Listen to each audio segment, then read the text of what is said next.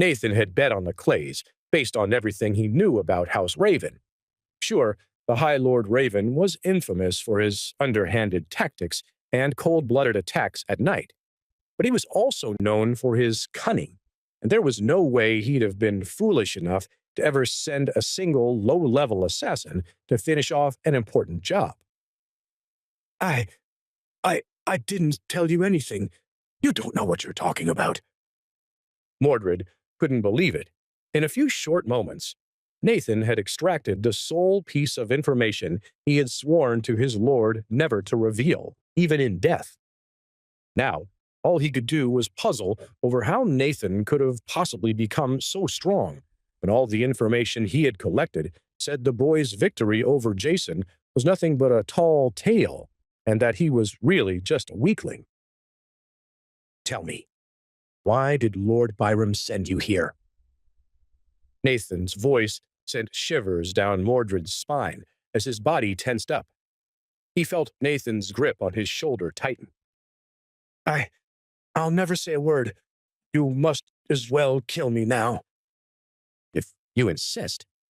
Very well, then.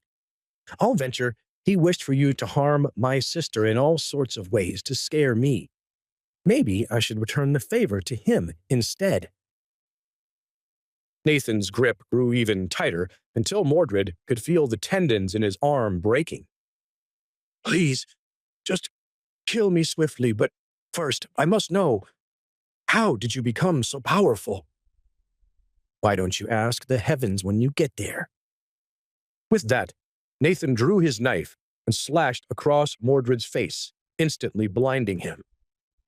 Mordrid fell to the ground and felt around in horror as Nathan stood over him and slowly approached with the knife. You've blinded me! I've done you a kindness. Since you intended on giving my sister a horrid death, I shall do the same to you, but unlike your plans, I won't make you watch as I do it. Nathan's dark words gave Mordrid goosebumps. He knew that he had somehow encountered the devil on earth in the form of a young teenager. At that moment, he would have rather faced 100 dragons than the short boy in front of him. Thoughts wildly bounced around in his head. Curse you, Lord Byrum. How could you be such a fool as to make an enemy of this powerful being? After all the things I've done for House Clay, why did they have to go and make a foe out of this mighty young man? Nathan's blade cut deep into Mordred's skin as he carved a message into the assassin's chest. The strikes were so fast, the assassin had no time to scream. Nathan took no joy in what he was doing now, but he firmly believed that it needed to be done. The fact that the Clays had stooped so low as to go after his sister infuriated him. Amelia is no warrior. There is no honor to be won in slaying her. Those bastards even think I'm weaker than them. Yet they shirk away from open combat and, instead, try to commit murder against an innocent. I swore to my mother that I would find her killer, and now, before Amelia, I'll swear to protect her against all those who try to repeat the act on her. Before Nathan even realized what he'd done, he found himself covered slick with blood. Beneath him lay what remained of Mordrid the assassin. The formidable sellsword was now nothing more than a pulpy mass of black and red liquids. As Nathan calmed himself down and caught his breath, he wiped off his blade and contemplated his next move. If that was the Clay's family best assassin, I'm certainly strong enough to face Lord Byron himself. Based on all that skullduggery, I'm feeling less than merciful right now. With that, Nathan turned to his sleeping sister in her room and whispered, Rest easy, sister. I will not let them harm you.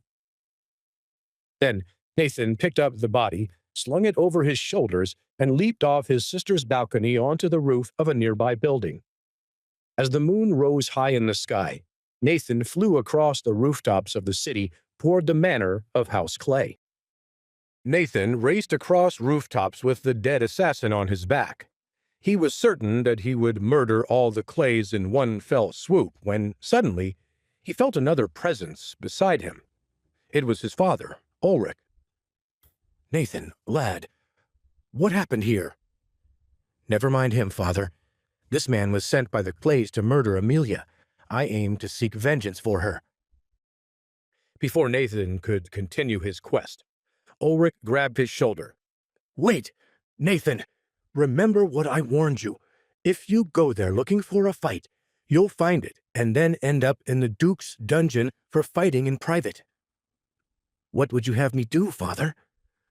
I would have you torment them without drawing blood, terrify them, and they will leave us alone until the examination. Of that much I am certain. But whatever you do, don't fight them. I'm sorry I wasn't there earlier. Nathan sighed and nodded his head. It's all right, father. What's done is done. I will do as you say, and return back swiftly. Be safe, my son. I will stay with Amelia until you return. Now go. You don't have much time before sunrise. Lord Byrum waited impatiently in his chambers, staring into a fire and praying fervently to the heavens for good news. If his assassination efforts worked, he would sacrifice a great bull in their honor. Thud! A loud noise outside shook Lord Byrum from his thoughts as he grabbed his battle-axe, rushed out of his chambers, and entered the courtyard, where the rest of House Clay had gathered. They, too, had raced outside to figure out where the sound had originated from. What was that sound? What's happening? Are we under attack? Lord Byrum's brother, Goldenaxe, pointed right behind him. A message, my lord. Slowly, Lord Byrum turned around. Immediately his face went pale. On the ground before him lay a black and bloody mass. Mordrid Daggath's face was barely recognizable underneath dozens of gashes and a thick coating of blood and bile. It was, perhaps, the most brutalized body the Clay family had ever seen. Mordrid? B? Lord Byrum knelt beside the boy as Goldenaxe approached as well. Goldenaxe's voice quivered as he examined their dead servant. All of his bones are cut clean through, my lord. Every single one of them.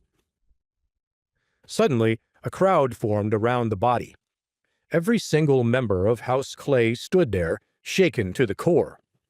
Mordrid was the second strongest spiritual fighter of their house, besides Lord Byrum himself. They all knew that whoever did this must have been extremely powerful. My lord, look, there is a note here. A guard of House Clay pointed at a small piece of parchment clenched in the dead man's fist. Lord Byrum swiftly pulled the paper out and held it up to a nearby torch to read. The words he read shocked him so much that he dropped the paper and leaned against the wall in horror. Goldenaxe's eyes widened at his brother's expression. What is it, brother? What does the message say? All crowded even closer toward their lord as he whispered while staring out 1,000 yards into nothingness. The next to die is your lord's successor, Michael Clay. All of them gasped as they turned to face Michael in the crowd. Michael's own face lost all color as he cleared his throat nervously. Goldenaxe picked up the note from the ground and shook his head. It was even worse than he imagined. The letter itself is written in blood. Father, what do I do? Michael shivered in the cold night air, terrified of the sky above him and of any shadows that could be harboring his doom. His body tensed up like he was ready to run inside at a moment's notice. Damn it all. Lord Byrum recomposed himself as anger flooded out the fear inside of him. He grabbed the note from Goldenaxe and tore it up into pieces in front of his men. You, guards there, go bury him somewhere quietly, without a marker.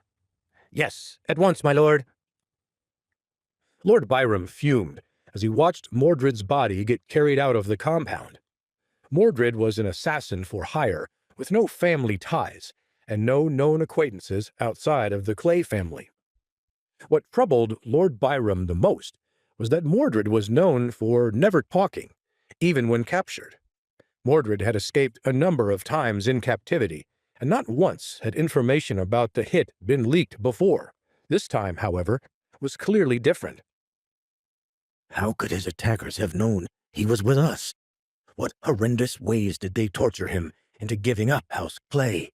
It must have been awful, considering all the things I'd sworn to do to him if he ever double-crossed me. His killer must be truly terrifying. Lord Byrum turned to the crowd of scared Clay family members lingering in the courtyard. He frowned as he read the fear on all their faces. All of you, go back inside your chambers at once. None of you shall speak of this matter after tonight, understood? If I hear any whispers, there will be dire consequences. Yes, my lord. We won't say a word. With that issue dealt with, Lord Byrum grabbed Michael by the collar and dragged him back inside the compound walls, all while staring up at the rooftops in case the murderer still lingered. Ouch, Father! Don't squeeze so hard. You're hurting me. Finally, Lord Byrum reached Michael's chambers and led him inside. Michael, listen to me now. You are to stay in your chambers here and not leave them or even a moment. Understood? For the next 2 days, you will call this room your home, and you will keep the window blinds closed at all times. Do you hear me, boy? Yes, Father. Yes, I hear you. Finally, Lord Byrum's grip on his son relaxed. After Jason's death, he was terrified of the prospect of losing his last son. If Michael passed, Lord Byrum would be forced to forfeit his family's nobility during the aristocracy examination. Rather than fear for his son's safety, Lord Byrum's thoughts focused solely on protecting his assets moving forward. Good boy. Lord Clay sighed and closed the door to his son's room. Father, wait. Yes, Michael, what is it? Who could have done this to us? Who could have killed Mordrid? Could it have been the Hayfields? I doubt it. No, only Ulrich stood a chance against Mordred's powers, and even then, our assassin would have won. Then someone else must have done it. Do the Hayfields have some sort of awesome champion protecting them that we don't know about? I don't know yet, but I promise you, boy, I will get to the bottom of this soon enough. Lord Byrum shut the door on his son and locked it from the outside. The Lord of House Clay turned back toward a window overlooking the courtyard and sighed. He spent a sleepless night staring at embers in his fireplace, contemplating all the different ways that Mordrid could have died. Over the following few weeks, the Hayfield family suffered no other disturbances as they waited in the city. Amelia spent her days exploring the bustling downtown markets, while Ulrich spoke with other lords about the upcoming exams. Nathan, meanwhile, continued his training in secret, jogging the perimeter of the city each night before leaving the city walls to lift boulders in the nearby forests. Finally, one morning over breakfast, Ulrich rubbed his hands together excitedly. Today is the day, you two. Registration day. Hurry up and finish eating before it gets too crowded down there. As had always been the rule of this land, noble families had to register themselves as participants defending their titles in the aristocracy exam against all challengers, whether they be stronger commoner families or ambitious noble ones. Anyone could challenge a family for their noble titles. Therefore, if the Hayfield family did not register, they would automatically forfeit their seat and all of their property. Nathan now understood that this was, in part, why House Raven used House Crane against them. Since House Raven needed to officially defend its seat as one of the 3 High Lord houses, House Raven could not directly challenge the Hayfield title. So instead, the crafty High Lord Raven had encouraged House Crane to challenge the Hayfields on his behalf. That way, once Carlton Crane became Lord Crane, he'd have a powerful ally in the High Lord Raven. At least, That seemed to be their plan. Nathan, however, had no intention of letting any of that happen. He finished his breakfast quickly and threw on an overcoat as he followed his father to the restaurant exit. Enough political intrigue for now. I must focus on what's right ahead of me. Nathan took a deep breath and relaxed his shoulders. He knew he also had to register to compete in the spiritual fighting examination, which would occur a few days before the aristocracy exam. First things first, let me do well in this student warrior examination. Let me show them all the true power of Asura. After their meal was finished, the three Hayfields weaved their way through the city until they reached Godricshall City Center, a municipal meeting hall where the registrations took place. As the Hayfields stood in their place in line, they soon heard a familiar voice call out to them. "Nathan! There you are, my friend! I tried to call upon you to travel with us, but when I arrived at the manor, I'd heard you'd already left." Think nothing of it, Baylor. It's good to see you again. Nathan smiled as Baylor and Podrick approached them as they left the registration table up ahead.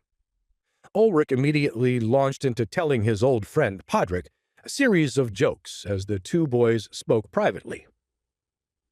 Best of luck on your spiritual warrior examination. I'm nervous about mine, but I'm sure you'll do great. I'll bet you could even take on the High Lord Raven himself if you wanted to. Haha, thanks for your confidence, my friend. As a matter of fact, that gives me an idea.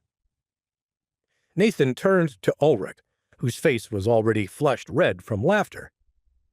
Father, why don't I register our family in the nobility examination while you and Amelia reminisce with the Grahams here? Why not? It's best you learn how that process works sooner rather than later. Just be careful to spell our names correctly on the forms, all right? Yes, Father. I will do as you say. With that, Ulrich, Amelia, and the Grahams stepped out of line as Nathan continued on to the front desk. When Nathan reached the front and took out the form for his spiritual fighting examination, he quickly filled it out and signed it. Next, he moved on to his family's nobility examination form. On it, he saw that the Crane family had already challenged his family seat.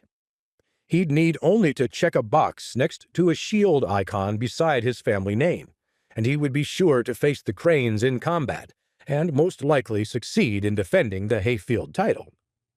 But Nathan didn't do this. Instead, he looked further up the form to where the High House Raven sigil was.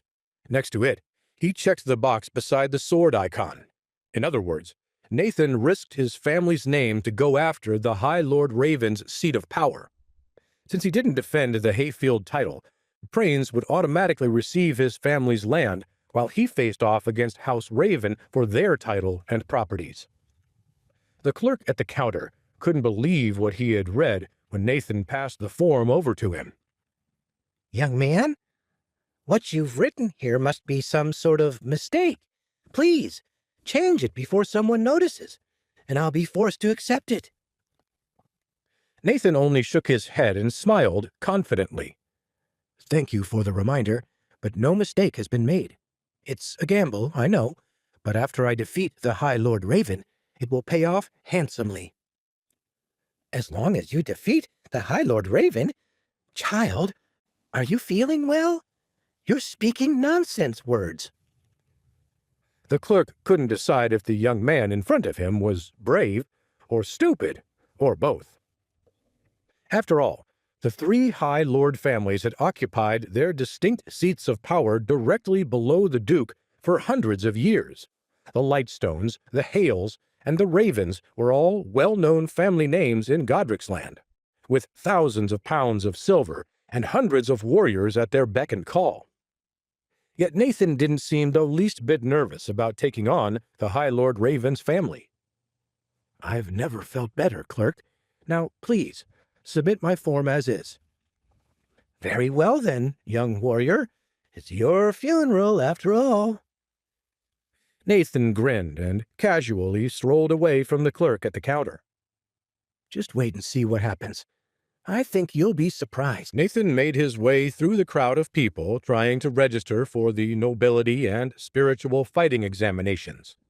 He was anxious to speak to his father about his decision to challenge House Raven, but as he approached, he realized that 2 others had joined Ulrich, Amelia, and the Grahams. Carlton Crane and his son John sneered as Nathan rejoined his family at the rear of the hall. Before they could get a word in, Nathan turned to Ulrich and nodded his head. Father, I have signed up for the spiritual fighting exam, as well as the nobility exam for our family. Nathan Hayfield, I'm glad to see you're still alive. It might be best if you gave up on that spiritual warrior exam right now. You see, only real swordsmen like me have a chance at placing high in it. John Crane cackled as he got up in Nathan's face. Before Nathan could respond, Amelia shoved John out of Nathan's personal space. John tripped and nearly fell to the floor. Nathan couldn't help but smile as his sister defended him. You idiot! Get out of his face. You have no idea how strong my brother is. He'll wipe the floor with you on that exam. Amelia rushed to slap John as he tried to stand up, but Nathan grabbed his sister's hand before she could land a strike. Amelia, relax. It's okay. Reluctantly, she lowered her palm. Nathan turned to John and offered out his hand to him. John scowled and ignored the helping hand. Nathan shook his head. Why bother arguing here, John? Why not let our grades on the examination do the talking? And if you're still as strong as you say you are, we can settle things between our houses in the aristocracy exam. You are challenging us after all, aren't you? Why, you cocky son of a... Carlton Crane cut off his son by grabbing his arm and pulling him away from Nathan. Enough of this nonsense. You're embarrassing me in public. In truth, Carlton Crane knew that open combat between his family and the Hayfields would only end in disaster. With the support of the High Lord Raven, Carlton could take them down in the aristocracy examination without an issue. But right now, when the Cranes would have to fight on their own, they could not risk losing a public skirmish. Sure, it was a well-known rule that noble challenges could be fought only between blood relatives of a family's house. There were plenty of loopholes around this issue. Normally, this rule was in place in order to avoid the risk of a wealthy family buying strength from a bunch of sellswords. But the High Lord Raven had thought of a workaround to support the Crane family. By claiming that some of House Raven's strongest warriors had distant lineage relations with House Crane, the High Lord Raven could send his men into the aristocracy exam to support Carlton against the Hayfields. At least, that was the plan. This was yet another reason why Carlton wished to avoid conflict here. Instead, he simply scoffed at the Hayfields and the Grahams. We wished to inform you of our intentions to challenge your family during the aristocracy exam. However, it's not too late to surrender the seat peacefully and accept me as your future lord. I promise I'll be merciful and do my best to protect you from House Clay and House Raven. Nathan chuckled audibly. Father, sister, let us take leave of this place. There is nothing left for us to stay here. Baylor and Podrick waved goodbye to their friends as the Clay family stewed in anger. Podrick's voice cut through the throng of people lining up in the meeting hall. Go and be well, my friends, and Nathan, best of luck to you on your examination. Ulrich smiled and boomed back to his friend from across the hall. And to you as well, Podrick. Good luck to Baylor. Carlton's face shook with rage. He called out across the hall towards the Hayfields as they left. Mark my words, Ulrich. You're making a mistake. Enjoy your title while you have it, for in a few days' time my family shall sit in your seat. Do you hear me? Your days are numbered, Ulrich Hayfield.